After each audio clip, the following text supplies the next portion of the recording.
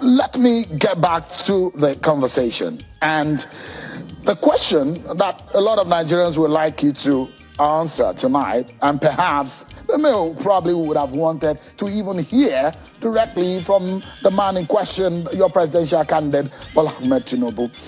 But there's a fundamental question on the source of the money he deposited, of which he reached a settlement. Has he given a satisfactory explanation of the source of the funds? Well, thank you so much. Now, at that point, the burden was on the prosecution in the US, or from the states in the US, to prove that the funds were proceeds of narcotics. Now, that if you look at paragraph, I want you to go to paragraph 2 of the affidavit of Kevin Moss. He kept saying that it was his reasonable suspicion. It was like probable cause, probable belief. It was speculative. All it was speculative. They had not come to a definite conclusion. Let me tell you what happened. Now, if you see the whole gamut of that affidavit, it was more or less like, well, you know, it happens to all of us, Nigerians. You go to a new land, you go to a new place abroad. Any Nigerian you see, especially from your own tribe, they become like brothers to you. You associate with them, you visit them. You may do 1 or 2 transactions. You may not exactly know what they are involved in. You may not know what they are involved in. It happens to all of us. And you can see that the whole of that investigation actually touched on 2 or 3 Nigerians. So let me admit that had nothing to do with Asiwaju. And I don't want to mention their names. People should go and read it, but because they have families in Nigeria.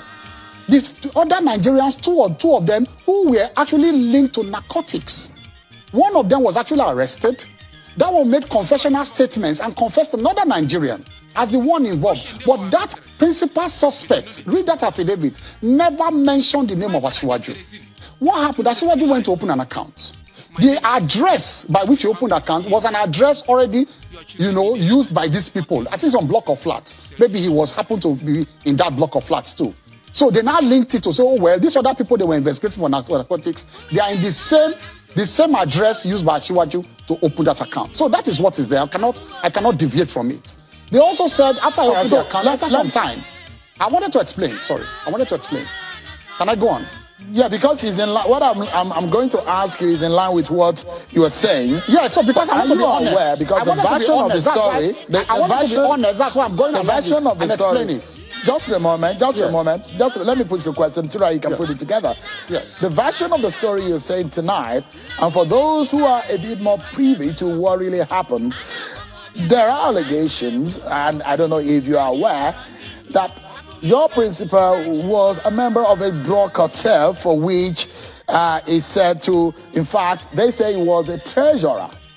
And I was asking you about the source because this is going to premise the question I'm going to ask next. So I'd like you to also be careful in the answer so that my next question might be favorably answered too. Go ahead, please. Thank you so much. Please do not deviate from the affidavit. I want everybody to fact check the 2 of us. They never mentioned him as the treasurer. They said he was treasurer of Mobile. They never said he was treasurer of any narcotics group. What they said was that he was found to have worked for an organization, owned by the people they were investigating. That he worked for that organization, that distribution organization. He worked for them without going into details, without having any proof of it. I'm very careful about the phrase that was used in that affidavit by Kevin Moss. Because you see, with a trained eye and the trained eye of a prosecutor, I read every line one by one. I've done this more than 10 years ago and came to the conclusion that Asiwaju had nothing to do with this. Because I read this thing more than 10 years ago. So I read it with a trained eye. So that is the phrase. If a prosecutor is looking for something to nail him, you have to go to that particular paragraph that now links Asiwaju. After they went all the rigmarole of investigating those 2 individuals, Nigeria, they now came to the point of Asiwaju. They now came to the point that where they now found out that part of the friends, relatives, that's what they use, friends and relatives, who worked for that organization owned by these people was somebody known as Asiwaju. That is all, that Tinubu. That's how they came to that. That's how they came to link him. Normally, they do that as a sweeping investigation. Yeah. Let me explain to you, because as a prosecutor, you do that in a sweeping manner. When you are investigating a crime, anybody linked in terms of transfer of funds to and fro from the person's account to your account, as a standard procedure, they will investigate everybody who paid money into and withdrew money from that account. It's standard procedure.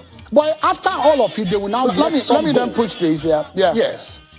Senior Advocate, let me refer you to Section 137 of the Constitution 1D, subsection 1D, which says that a person under a sentence of imprisonment or fine for any offense involving dishonesty or fraud by whatever name it's called, or for any other offenses imposed on him by any court or tribunal shall not be qualified to contest for the office of the President of Nigeria.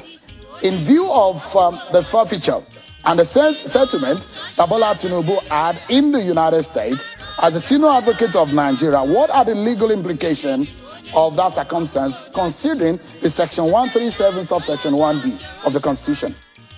Well, forfeiture is not a fine. I don't want to refer to you again. When I say I'm educating, this is like a class we are having. But I don't. For all those who think, for law students everywhere who think forfeiture is a fine. Fine is a punishment. Fine is a consequence of a conviction.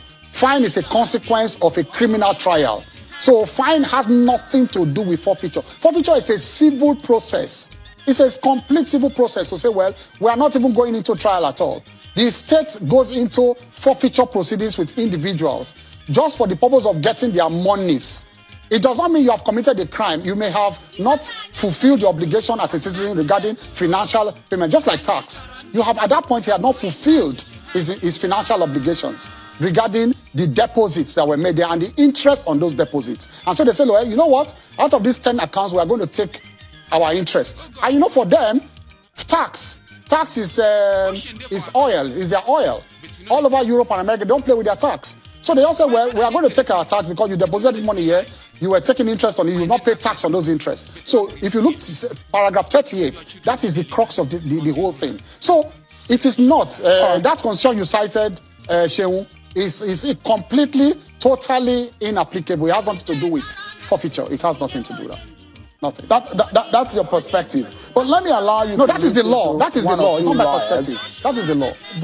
That's your argument, and you. It's the law. On that. But let me allow you to listen. I mean, you can argue